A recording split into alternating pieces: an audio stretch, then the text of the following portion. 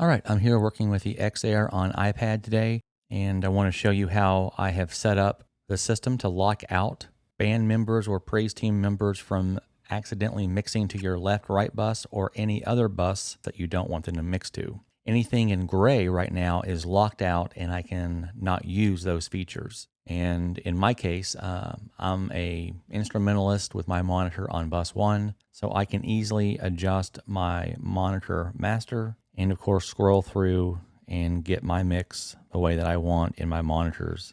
And I cannot touch anything up top or to the sides, or especially the main mix or anybody else's monitor mixes. So this is a really cool way to get some functionality in Behringer's iPad app that isn't there yet. All of this is being done in the iOS 6.0 and above. When you look at my mask, just be aware that I did leave open meters. So the top menu bar you can move around to, you can't control anything. But if somebody did want to see meters or maybe check the effects or routing, or if they click onto a scribble strip, I can go in and see my input, sends, gate.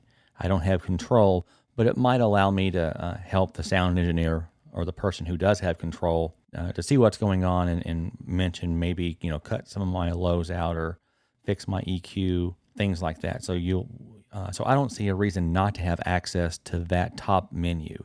You can certainly block that out if you want. So in my case, I've left that on. I've blocked out the entire top bar across.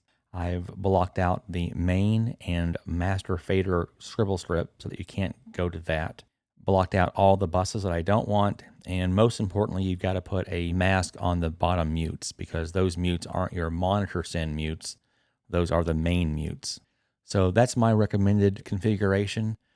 You might alter that slightly. Obviously, you might go ahead and cover up the top menu bar.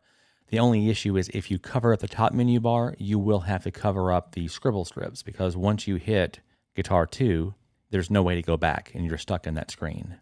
And again, many configurations, but this is the one that I think would work best.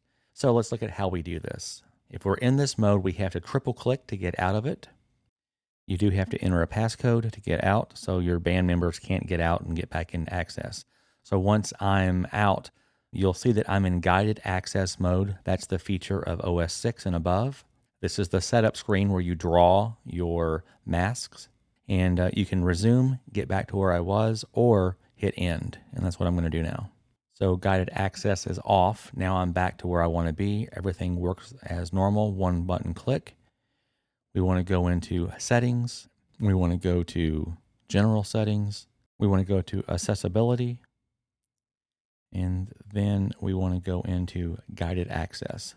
In my case, it's already turned on, but you're going to want to turn that on and then make sure you go to passcode settings and set your passcode. You have to have that to get in and out of guided access. Keep in mind that is not the passcode to get in and out of the iPad. That is completely separate. So once you turn on guided access and set up your passcode, you're ready to go. Now, one button click. All right, so once we start the application, the first thing I would suggest is make sure you realize that you need to be in the small channel strip mode or large, because if you change that, your mask won't fit properly. So I like to be in the small channel strip mode. So my mask is going to fit over this mode. You need to be in that mode before you draw your mask. So now that we've got into the application, we can triple click to start guided access mode. Now, in your case, it's not going to have the mask already on there. So when you triple click, once you're in it, in my case, I can enter the passcode, get back out to the guided access screen, and here's where I can draw my mask. And all you have to do is take your finger and draw a square anywhere on the screen. Make sure you connect or close the square and put a square or a rectangle up that you can now drag the corners. So you're going to drag that in the middle, put it where you want it, size it the way you want it. If you don't like it, you can hit the X and close it out. And so that's all I've done is created 4 rectangles to mask what I wanted. Once I've done that, I hit resume, and now my iPad is in guided access mode, and we've locked out any controls that I don't want this person to have. You can do that for anybody's iPad. So, as the worship leader or as the engineer for a band, you would want to set this up and give them the iPad in this mode because you can't get in or out of this mode or the application now because you're in this mode.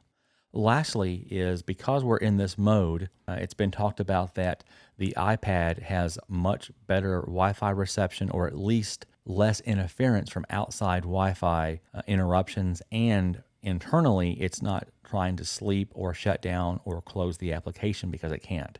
So, we're going to find out over the next week or two as people start using this method, are we getting better and more solid iPad connection to the Behringer X Air series? So let us know about that on the YouTube channel and, of course, the Facebook user group Behringer X Air.